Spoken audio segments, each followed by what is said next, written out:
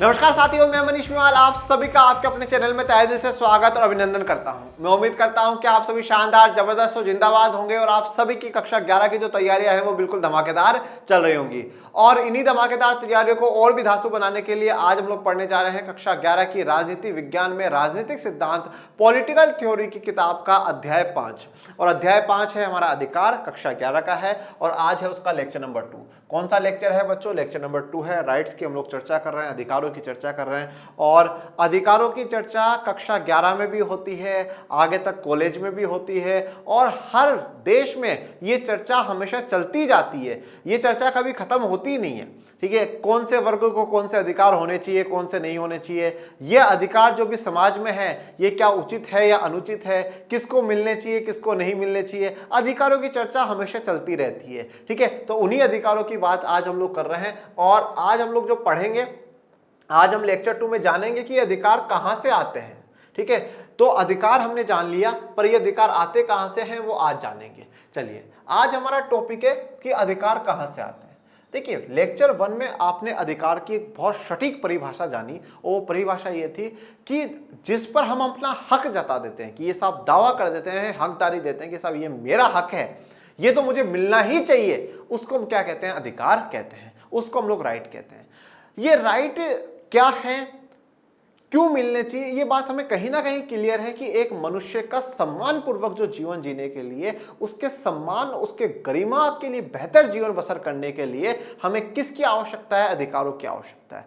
अधिकार किस चीज का पर्यायवाची है, किस चीज को दर्शाता है? वो दर्शाता है कि जो मेरे लिए और सभी मनुष्यों के लिए महत्वपूर्ण हो, जिसके बिना जीवन नहीं जिया जा सकता, वह सब क्या है? अधिकार है, वह सब राइट है।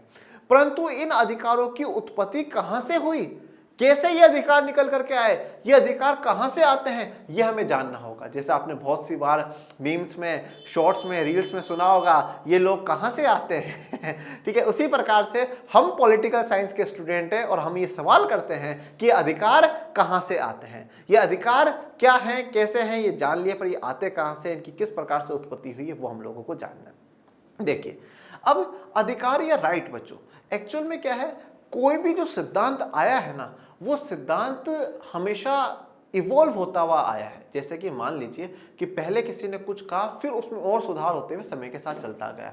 कार्ल मार्क्स का नाम आपने सुना होगा, जिन्होंने समाजवाद की विचारधारा दी। कार्ल मार्क्स एक व्यक्ति से बड़े प्रभावित थे जिनको हीगल कहा जाता था। हीगल ने एक थ्योरी दी थी। हीगल का ये कहना था कि सब कुछ जो है वो आइडिया से चलता है। ठीक है, सब कुछ जो है वो आइडिया है। तो फिर हीगल से पूछा गया, बोला अंतिम आइडिया, अंतिम विचार क्या है? तो बोले ईश्वर। तो फिर वहां पे जो लोग नास्तिक थे, वो ईश्वर पे विश्वास नहीं करते थे, वो थ्योरी वहां पे फेल हो जाती है। तो हीगल ये कहते हैं कि पहले ए आइडिया आएगा, मतलब एक आइडिया आएगा, फिर उसका दूसरा आइडिया आएगा। तो अब ए और बी, अब जैसे मान लीजिए मुझे कोई आइडिया है और आपको कोई आइडिया है, हो सकता है कि मेरा भी पूरा सही नहीं हो, आपका भी पूरा सही नहीं हो, पर कुछ बात आपकी और कुछ मेरी, दोनों की मिलकर के एक सी आइडिया बन जाता है, जो कि एक बेहतर बात बन जाती है। तो इसको जो ए ने, मतलब मैंने जो पहले दिया वो थीसिस होगी, आपने जो दिया वो एंटीथीसिस होगी, और दोनों से मिलकर के जो बना है वो सिंथेसिस होगा, मतलब निचोड़ होगा। फिर इसी प्रकार से कार्ल मार्क्स ने बोला कि जो पूरी दुनिया बनी है वो क्या है? मेटेरियल पे, वस्तु पे टिकी हुई है। पहले कोई ए वस्तु आएगी, उससे बेहतर बी वस्तु आएगी, और फिर दोनों की तुलना में एक सी वस्तु बेहतर आएगी। तो इसी प्रकार से क्या है, कोई भी अगर आज हम थ्योरी पढ़ रहे हैं, कोई भी सिद्धांत पढ़ रहे हैं, तो पहले किसी ने दिया होगा, फिर उसमें और सुधार होंगे, और सुधार होते होते तक हम तक आज ही सिद्धांत पहुंचते हैं, चाहे वो सामाजिक न्याय का हो, चाहे अधिकार का हो, चाहे समानता का हो, चाहे स्वतंत्रता का हो। और कोई भी सिद्धांत समय के साथ और उस देश की, उस स्थान की परिस्थितियों पर भी निर्भर करता है कि वहां की परिस्थितियां कैसी है, और समय के साथ वो चीजें इवॉल्व करती है। तो इसी प्रकार अधिकारों की जब हम बात करते हैं कि कहां से आते हैं, तो 17वीं 18वीं शताब्दी की जब मैं बात करता हूं, 1600 से लेकर करके 1800 तक का जो दौर रहता है, उस दौर के बीच में जो राजनीतिक सिद्धांतकार होते हैं, जो पॉलिटिकल साइंटिस्ट होते हैं, वो पॉलिटिकल साइंटिस्ट क्या मानते हैं? वो ऐसा मानते हैं कि जो 3 अधिकार है वो जरूरी अधिकार है। और वो 3 अधिकार जरूरी कौन कौन से अधिकार है? पहला अधिकार जीवन का अधिकार। पहला जो अधिकार है वो कौन सा है? जीवन का अधिकार, राइट टू जो लाइफ जिसको हम लोग कहते हैं, वो अधिकार। तो पहला अधिकार तो उन्होंने बोला कि जो जरूरी है, मनुष्य के लिए बड़ा आवश्यक है, वो जीवन का अधिकार है। दूसरा जो है वो स्वतंत्रता का अधिकार है।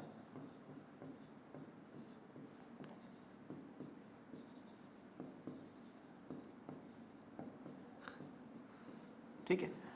एक तो व्यक्ति को जीवन जीने की, अब जीवन जीने के अधिकार में क्या है, सब कुछ आ जाता है, छोटी से लेकर के बड़ी बातें हर चीज आ जाती है। उसको रोटी कपड़ा मकान मिले, उसको शिक्षा स्वास्थ्य मिले, उसको कमाने का बेहतर साधन मिले, उसको अपनी दक्षता अपना टैलेंट दिखाने का पूरा मौका मिले, अवसर मिले, सब कुछ उसमें आ जाता है। फिर है स्वतंत्रता का अधिकार, मतलब वो जो सोच रहा है, जो विचार उसके दिमाग में चल रहा है, उसको अभिव्यक्त करने की भी उसको आजादी होनी चाहिए। और फिर तीसरा कहा गया संपत्ति का अधिकार, व्यक्ति के पास संपत्ति का अधिकार होना चाहिए कि वो चाहे जितनी संपत्ति, चाहे जितनी प्रॉपर्टी रख सके, संपत्ति का अधिकार होना चाहिए। और ये जो संपत्ति वो बनाएगा, वो कहां से बनाएगा, उसको बेहतर रोजगार मिलेगा, उसको अच्छी इनकम मिलेगी, उस इनकम से वो जो भी खरीद करके बनाना चाहता है, जो भी रखना चाहता है, वो रख सकता है, संपत्ति का अधिकार। ये जो तीन है, ये तीन ऐसे अधिकार हैं जो कि मतलब कहीं ना कहीं मनुष्य के लिए बड़े आवश्यक है, और इनको कभी कभार ईश्वर प्रदत्त या प्रकृति प्रदत्त अधिकार कहा जाता है। मतलब ईश्वर के दिए हुए या प्रकृति के दिए हुए ये अधिकार है जो कि हर मनुष्य को मिलने ही चाहिए, जिसमें जीवन जीने का अधिकार है, स्वतंत्रता का अधिकार है, संपत्ति का अधिकार है। ऐसा जो 17वीं 18वीं शताब्दी के राजनीतिक सिद्धांतकार हैं, पॉलिटिकल साइंटिस्ट है, उनका मानना है कि ये तो ईश्वर प्रदत्त प्रकृति के द्वारा अधिकार हैं जो कि मनुष्य के लिए बड़े आवश्यक है, उसको मिलने ही चाहिए। और फिर जब उनसे पूछा गया कि आज बाकी जितने अधिकार है वो कहां से आते हैं, तो बोला कोई सा भी अधिकार अगर आज है तो सारे के सारे इन तीनों अधिकारों में से आते हैं, इन तीनों अधिकारों में से आते हैं। अब अगर कोई भी अधिकार है वो सब इसी का भाग ऐसा माना जाएगा, ठीक है, ऐसा माना जाएगा। जैसे कि भाई फॉर एग्जांपल आज हम कहते हैं कि जो गॉड है, जो भगवान है, वो सर्वशक्तिमान है, सबसे बड़ा है। और अगर आज जितनी भी आपको आत्माएं, मतलब अपन सब जो भी हैं, वो कहां से आए हैं, हम उस सुप्रीम गॉड से, उस सुप्रीम जो लाइट है, ठीक है, जिसे हम भगवान ईश्वर कहते हैं, उससे हम लोग आए हैं। तो उसी प्रकार से यहां पर साइंटिस्ट क्या कहते हैं कि भैया ये जो है, ये सबसे इंपॉर्टेंट अधिकार है, और कोई भी अधिकार आता है वो इन्हीं से निकल करके आता है। इन तीन के बाहर से कोई भी अधिकार निकल करके नहीं आता। तो इसलिए अधिकार कहां से आते हैं, तो 17वीं 18वीं राजनीतिक सिद्धांतकारों की अगर अनुसार हम माने तो उनका मानना है कि कुछ ऐसे अधिकार हैं जो ईश्वर प्रदत्त है, ईश्वर के द्वारा, प्रकृति के द्वारा दिए हुए अधिकार हैं। और वो तीन कौन से हैं, जीवन जीने का, स्वतंत्रता का और संपत्ति का अधिकार है। और अगर आज जीवन में हमें कोई भी अधिकार, कोई भी राइट, कोई भी हकदारी, कोई भी दावा देखने को मिलता है तो वो इन तीन से ही निकल करके आता है, इन तीन के बाहर नहीं जाएगा। चलिए अब आगे देखते हैं। 17वीं और 18वीं शताब्दी में राजनीतिक सिद्धांतकार तर्क देते हैं कि हमारे लिए अधिकार प्रकृति या ईश्वर प्रदत्त है, ठीक है। अब जो 17वीं और 18वीं शताब्दी में, ठीक है, जो राजनीतिक सिद्धांतकार हैं, जो पॉलिटिकल थ्योरिस्ट होते हैं या जो साइंटिस्ट होते हैं, जो पॉलिटिक्स पढ़ते हैं, उनके बारे में विचार रखते हैं, वो तर्क देते हैं, वो आइडिया देते हैं कि हमारे लिए जो अधिकार है वो प्रकृति या ईश्वर प्रदत्त है, मतलब ईश्वर के द्वारा दिए गए हैं। और जो प्रकृति है, जो नेचर है, ठीक है, वो नेचर ही सब कुछ है, वही ईश्वर है, तो उसके द्वारा दिए गए हैं। और वो क्यों दिए गए हैं, क्योंकि वो मानव होने के नाते, हम सब मानव होने के नाते वो हमारे लिए कंपलसरी है, वो हम सबके लिए आवश्यक है, वो तो सबको मिलने ही चाहिए। तो 17वीं और 18वीं शताब्दी के जो राजनीतिक सिद्धांतकार है वो ये तर्क दे रहे हैं कि जो अधिकार है वो प्रकृति या ईश्वर प्रदत्त हैं और भगवान के द्वारा, प्रकृति के द्वारा दिए गए हैं। हमें जन्म से वे अधिकार प्राप्त हैं, परिणामतः कोई व्यक्ति या शासक उन्हें हमसे छीन नहीं सकता। तो क्यों, देखिए, ईश्वर ने हमें भेजा, ठीक है, प्रकृति ने हमें भेजा। अब प्रकृति ने जब हमें भेजा, मतलब वो अधिकार जब प्रकृति ने दिए हैं, ईश्वर ने दिए हैं, मतलब वो मेरे साथ आए हैं। सीधा सा कॉन्सेप्ट ये है ना भाई। आज मैं कहूं, मेरे घर वाले मुझे बाहर भेजते हैं, किसी काम से भेजते हैं, काम से भेजा, बेटा ये 5,000 रुपए ले और वहां दे देना, मतलब मैं जैसे घर से बाहर आए वो 5,000 रुपए भी मेरे साथ आए। उसी प्रकार से जैसे अगर ईश्वर ने मुझे ये अधिकार दिए हैं, तो जैसे ही मैं आया, मुझे ईश्वर ने भेजा, तो वो अधिकार भी मेरे साथ आए। तो मतलब ईश्वर प्रदत्त जो अधिकार है वो जन्म से मेरे है, जैसे ही मैंने जन्म लिया वो अधिकार मेरा हो गया, ठीक है। और ये जो जन्म से जो अधिकार है उनको हमसे कोई भी नहीं छीन सकता, चाहे वो कोई व्यक्ति हो और चाहे वो कोई शासक हो। व्यक्ति में कोई भी इंडिविजुअल, ना तो मेरा जो भी अधिकार है वो ना आप छीन सकते हो, ना आपका कोई अधिकार है वो मैं नहीं छीन सकता।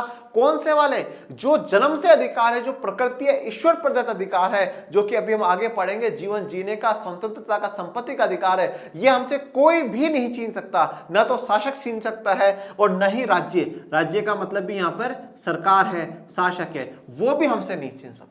तो कोई भी नहीं छीन सकता। ऐसे अधिकार हैं जो कि ईश्वर प्रदत्त हैं, प्रकृति के द्वारा दिए हुए हैं। ये किसका मानना है, राजनीतिक सिद्धांतकार जो हैं 17वीं 18वीं शताब्दी के, उनका मानना है। यह न्याय को दर्शाया गया है, अधिकारों को दर्शाया गया है।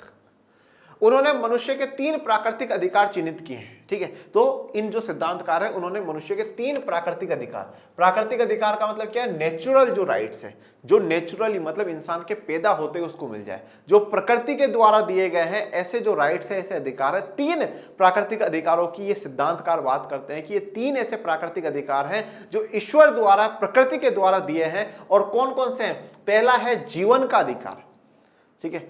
किसका अधिकार दिया गया है? जीवन का अधिकार, मतलब राइट टू लाइफ दिया गया है कि आपको जीने का अधिकार है। अब जीने का अधिकार ऐसा अधिकार है बेटा जिसको आप एक शब्द में, एक पंक्ति में खत्म नहीं कर सकते। जीवन जीने के लिए क्या क्या आवश्यक हो सकता है वो सब कुछ जीवन के अधिकार में आ जाता है।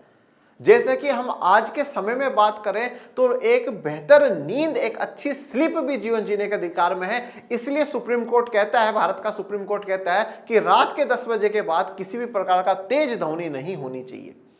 ये क्या है? जीवन जीने के अधिकार में। हमने जैसे लास्ट लेक्चर में बात करी कि जीवन जीने के अधिकार में हमारा जीवन साथी चुनना भी एक हमारा मुद्दा है, हमारा टॉपिक रहता है। इसलिए क्या है, जीवन साथी चुनना भी, ये भी राइट में है जीवन जीने के अधिकार में। तो जीवन जीने का या जीवन का जो अधिकार है वो एक बड़ा विस्तृत मुद्दा है, और जिसमें कि भारत में तो सुप्रीम कोर्ट समय समय पर बता देता है कि साहब ये वाली चीज भी आर्टिकल 21 जो है हमारे देश के संविधान का, जिसमें जीवन जीने अधिकार की बात करी गई है, इसके तहत है।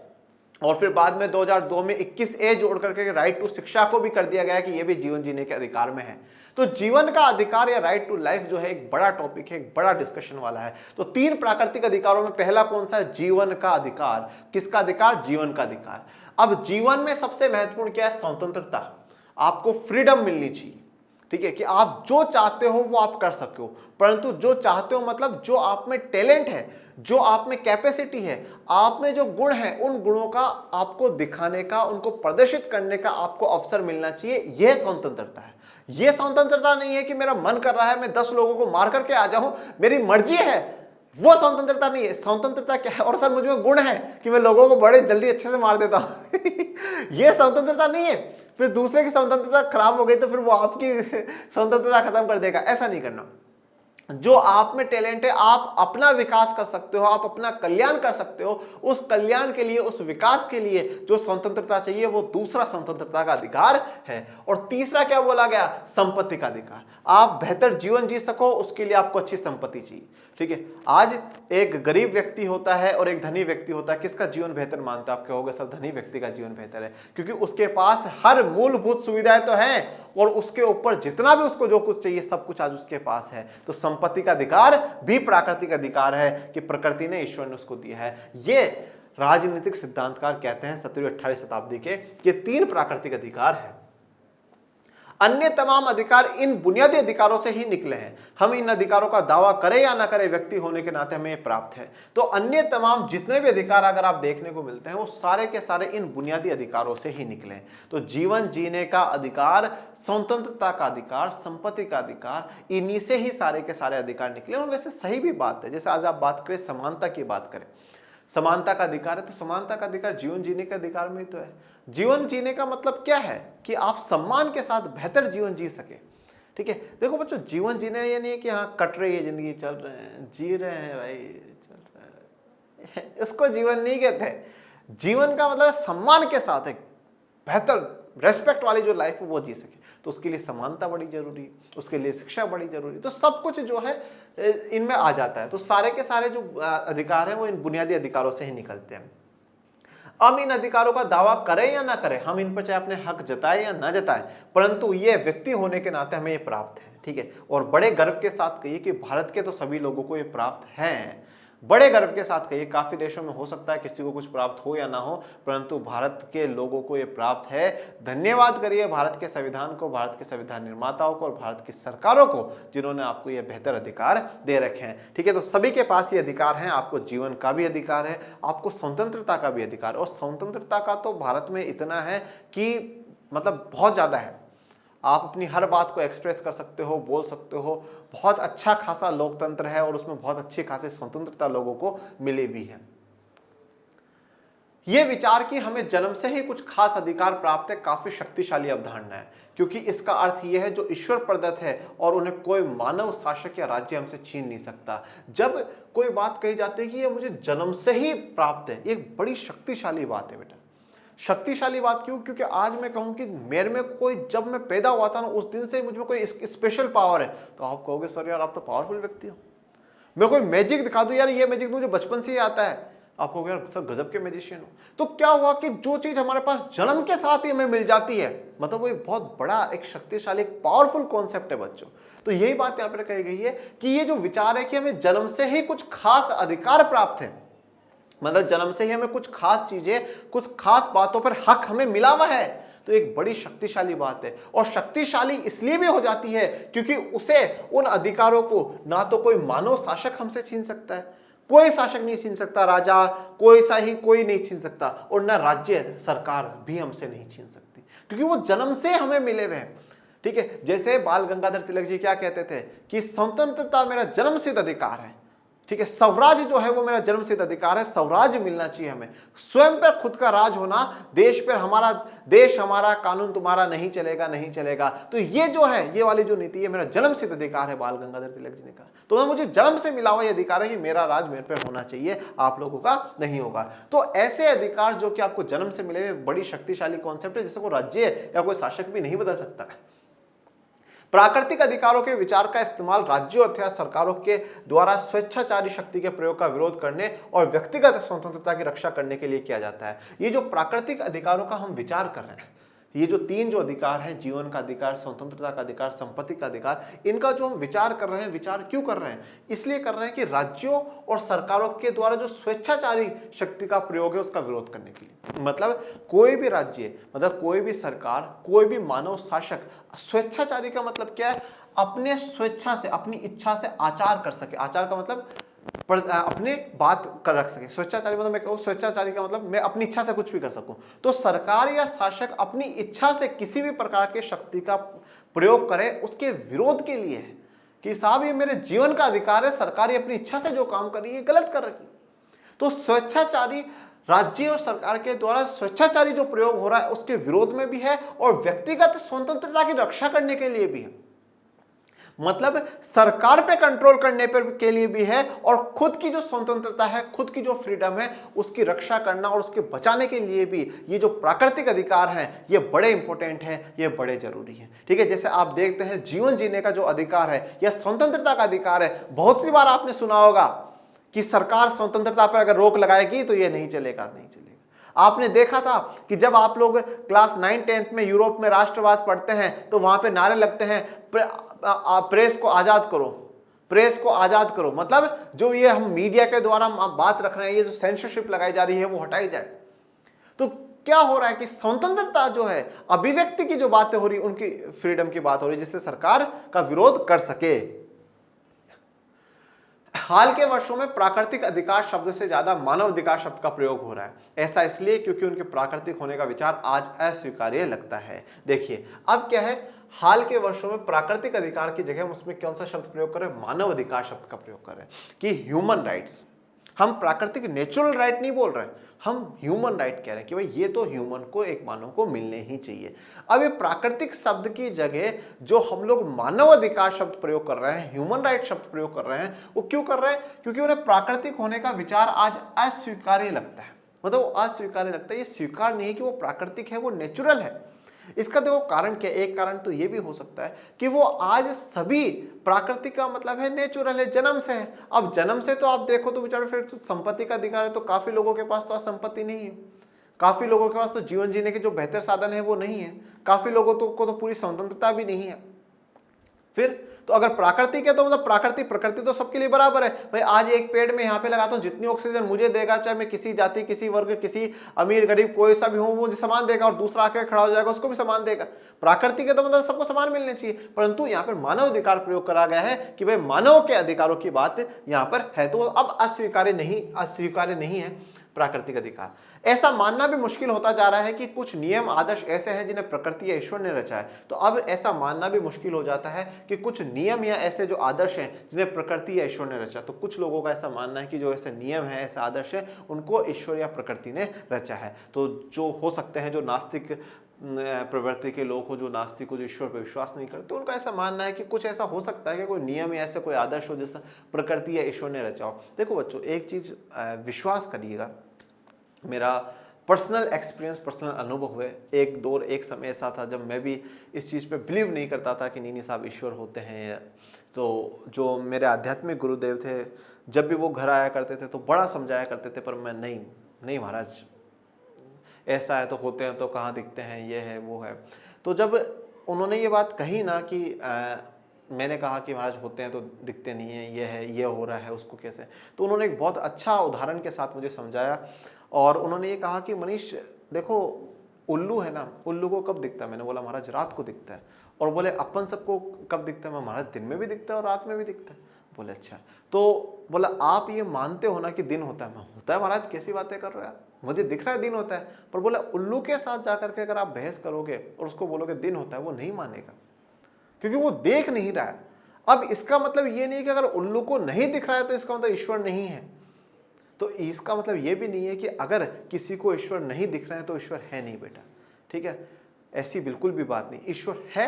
अब आप किसी भी रूप में उनको पूछते हो, कोई अलग अलग प्रकार से लोग अलग अलग से पूछते हैं। और जैसे संत कबीर कहते हैं कि मन के घट में ईश्वर बसते हैं। मन, वो कहते हैं ना, नहाए धोए क्या हुआ, मन का मेल ना जाए, मीन सदा जल में रहे तो हे बास ना जाए। मतलब नहाने धोने से क्या होगा, मन का मेल तो वैसा का वैसा, हमारे मन में तो वो की वो गंदगी है। अब नहाने के हिसाब से जो देखें तो जो मीन, जो मछली होती है, वो सदा ही जल में रहती है, फिर भी उसकी बास नहीं जाती, मछली कितनी भयंकर बदबू मारती है, ठीक है? तो मन जो है वो स्वच्छ रखो और वहाँ पर ईश्वर का वास है। तो ईश्वर तो है, इसमें नो डाउट। अब चाहे कोई किसी भी प्रकार से किसी भी रूप में पूजे, ठीक है? तो मेरा पर्सनल एक्सपीरियंस था जो मैंने आप लोगों के साथ शेयर करा। और मैं मतलब फिर उस टाइम के बाद उनकी बात को स्वीकार करते हुए मैं सच में बड़ा विश्वास करता हूँ। और मेरा विश्वास का जो केंद्र है आज वही है। तो उनको कोटि कोटि नमन करता हूँ, मेरे गुरुदेव को, ठीक है? तो अब कुछ लोगों का ऐसा मानना है कि ईश्वर ने या प्रकृति ने नियम आदर्श ऐसे थोड़ी होंगे। ये जैसे ह्यूमन राइट्स के लिए तस्वीर दिखाई गई है। भगवान पर, ईश्वर पर विश्वास करना भी एक बड़ा आवश्यक होता है, जरूरी होता है। देखो, किसी ने मुझे कहा था कि बेटा अगर आप शारीरिक रूप से स्वस्थ हैं, आप मानसिक रूप से स्वस्थ हैं, आप हर प्रकार से सक्षम हैं ना, तो इसलिए भी आपका भगवान को धन्यवाद बोलना चाहिए। और ये सब कुछ होने के बाद फिर सब कुछ भगवान पे भी छोड़ देना चाहिए कि भगवान अब आप सब कुछ जानो, मैंने अपनी तरफ से जो करना था वो कर लिया, अब आपकी जिम्मेदारी। तो ईश्वर का मानना बड़ा जरूरी है। अधिकारों को ऐसे गारंटियों के रूप में देखने की प्रवृत्ति बढ़ी है जिन्हें मनुष्य ने एक अच्छा जीवन जीने के लिए स्वयं ही खोजा या पाया है। अब अधिकारों को प्रकृति या ईश्वर प्रदत्त न समझकर कैसे माना गया है? ऐसी गारंटियों के रूप में माना गया है जो इंसान ने खुद ने ही खोजे हैं। और खोज करके ऐसा माना है कि नहीं साहब, ये तो मनुष्य के अच्छे जीवन के लिए बड़े ही आवश्यक है, ठीक है? तो अब ये क्या है, इंसान ने खुद ने खोजे हैं, ये वाला कॉन्सेप्ट पे काम होने लगा है। मानव अधिकारों के पीछे मूल मान्यता यह है कि सभी लोग मनुष्य होने मात्र से कुछ चीजों को पाने का अधिकारी हैं। अब मानव अधिकार के पीछे जो मूल मान्यता है, जो मेन जो कॉन्सेप्ट है, वो मेन कॉन्सेप्ट क्या है कि सभी लोग मनुष्य होने के मात्र से कुछ चीजों के पाने का अधिकारी है। मतलब क्या है, मानव अधिकार का मतलब क्या है कि आप मानव हो, आप मनुष्य हो, इसलिए आपको ये चीज तो मिलनी चाहिए। इसके तो आप हकदार हो ही हो। क्यों हो? क्योंकि आप मानव हो। उसके बाद आप कहां रहते हो, कैसे रहते हो, अमीर हो, गरीब हो, कौन से वर्ग में हो, कोई फर्क नहीं पड़ता, पर आप मानव हो, इसलिए आपको ये तो अधिकार मिलता ही मिलता है। तो मानव अधिकारों के पीछे क्या कॉन्सेप्ट है कि एक मनुष्य होने के नाते इन चीजों के तो आप अधिकारी हो, ये तो आपको मिलने ही चाहिए। एक मानव के रूप में हर आदमी विशिष्ट और समान महत्व का है। इसका अर्थ यह है कि एक आंतरिक दृष्टि से सभी मनुष्य समान है और कोई भी व्यक्ति दूसरों का नौकर होने के लिए पैदा नहीं हुआ है। देखिए, एक मानव के रूप में देखें तो हर आदमी विशिष्ट भी है और समान महत्व का है। विशिष्ट मतलब स्पेशल भी है, क्योंकि हर व्यक्ति में अपना अपना कुछ ना कुछ टैलेंट होता है। पर अगर आंतरिक रूप से, इंटरनली हम देखें तो हम सभी समान हैं। समान कैसे हैं भैया? आज मुझे एक बात बताओ, आज हम सभी का हड्डी का ढांचा बना हुआ बेटा, उस हड्डी के ढांचे के ऊपर ये हम पे मांस चढ़ा दिया गया है, बाकी हम सब अंदर से तो वैसे ही है ना, हम सब में वही हड्डी का ढांचा है, हड्डी का ढांचे पे ही खड़े ना हम सभी। और एक जो मेन सोर्स है वो हमारी सोल, हमारी आत्मा है। तो हम अंदर से तो सब एक जैसे ही हैं और अगर हम अंदर से समझ जाते हैं कि भैया हम सब एक जैसे हैं, तो फिर उस व्यक्ति में ना तो जाति का, धर्म का, लिंग का, अमीर का, गरीब का, किसी का वो घमंड नहीं रहता कि नहीं साहब मैं तो इस वर्ग से हूं, मैं अमीर हूं, ऐसा नहीं, क्योंकि उसको पता है कि भाई हम अंदर से तो सब सेम है और सबको जाना भी एक ही स्थान पर है।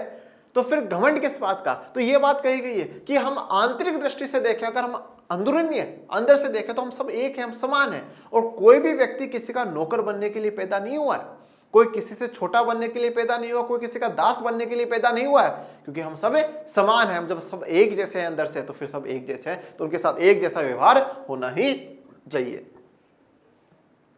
सभी मनुष्य एक आंतरिक मूल्य से संपन्न होते हैं और उन्हें स्वतंत्र रहने तथा अपनी पूरी संभावना को साकार करने का समान अवसर मिलना चाहिए। और आंतरिक मूल्य से संपन्न होते हैं मतलब सभी मनुष्यों में कुछ आंतरिक मूल्य, कुछ इंटरनल वैल्यूज होती हैं और उन्हें स्वतंत्र रहने तथा अपनी पूरी संभावना को साकार करने के लिए समान अवसर मिलने चाहिए। मतलब वो अपनी जो भी उनकी इच्छा है, जो भी उनके ड्रीम्स है, उनको पूरा करने के लिए, साकार करने के लिए उनको समान अवसर मिलने चाहिए, सबको बराबर अवसर मिलने ही चाहिए। यहाँ पे जो तस्वीर दिखाई गई, क्या कहा गया है? एवरी ह्यूमन हैज राइट्स, मतलब हर मानव के पास अधिकार हैं और होने भी चाहिए।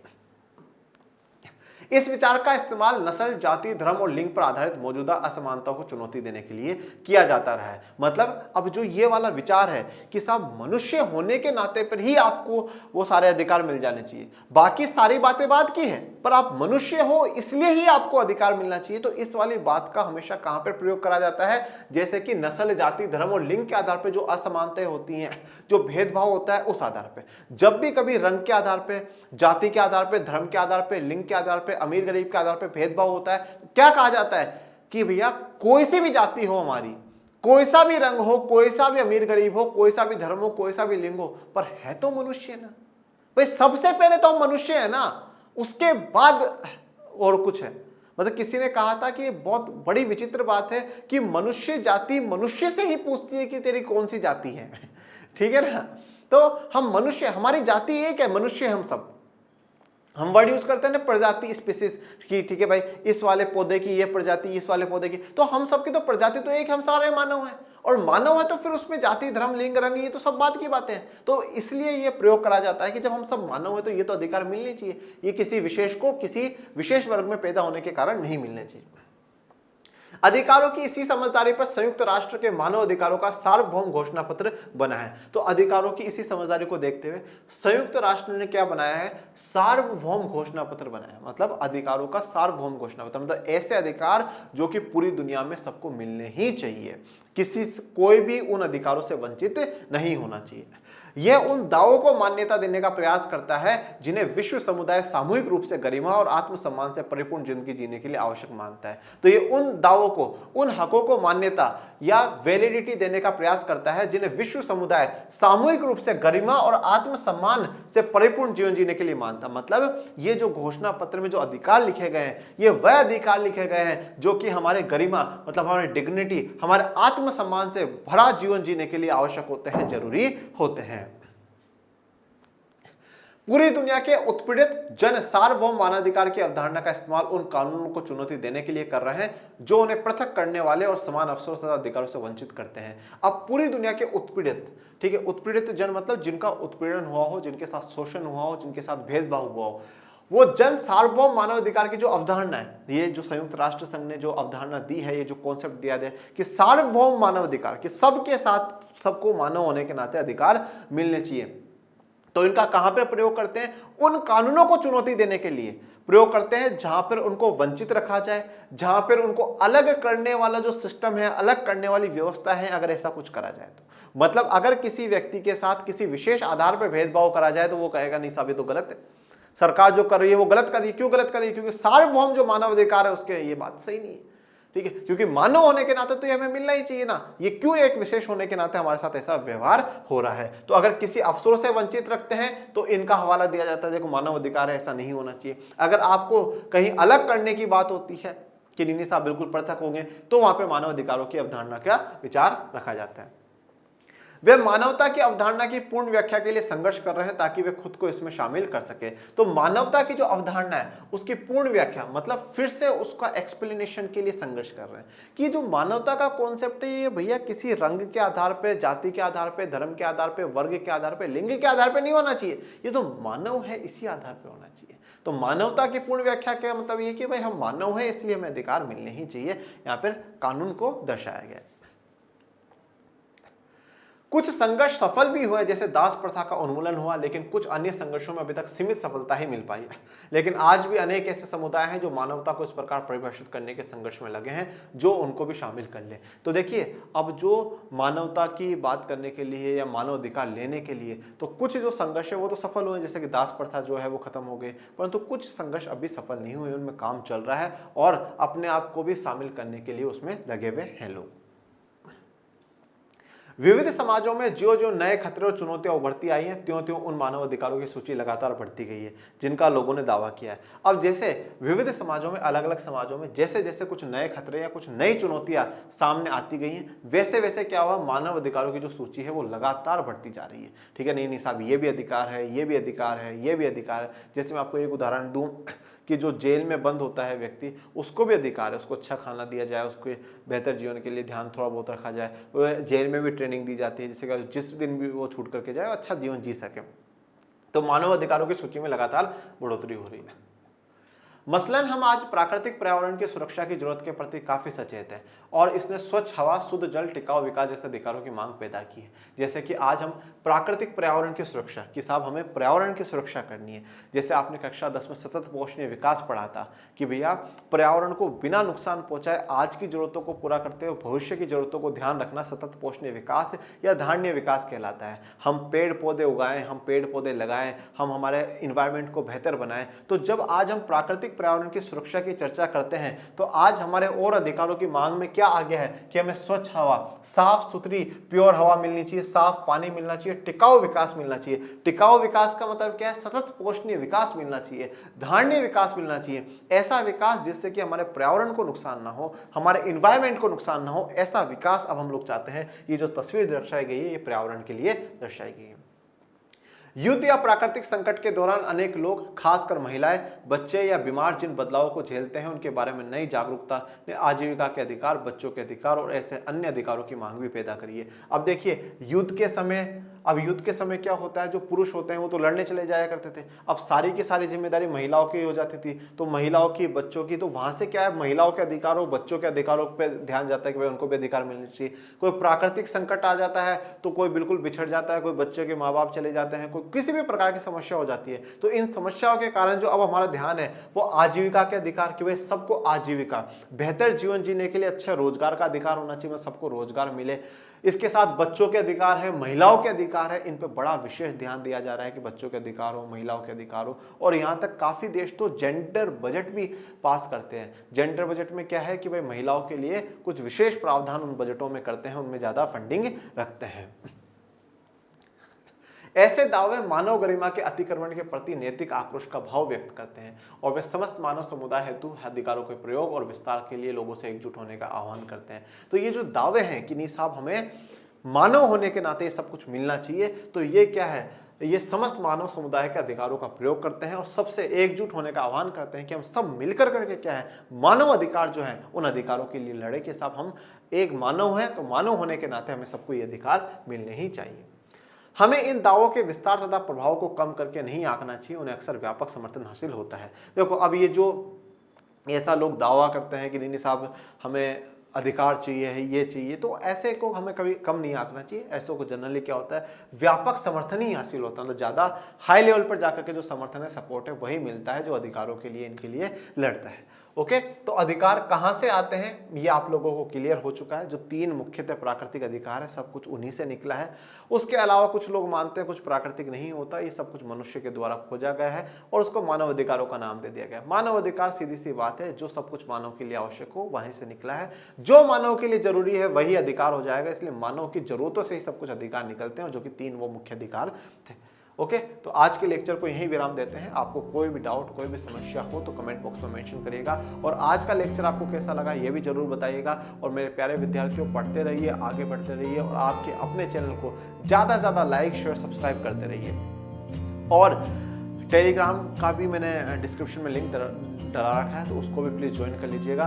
और मिलते हैं नेक्स्ट लेक्चर में, तब तक के लिए थैंक यू सो मच। जय हिंद, जय भारत।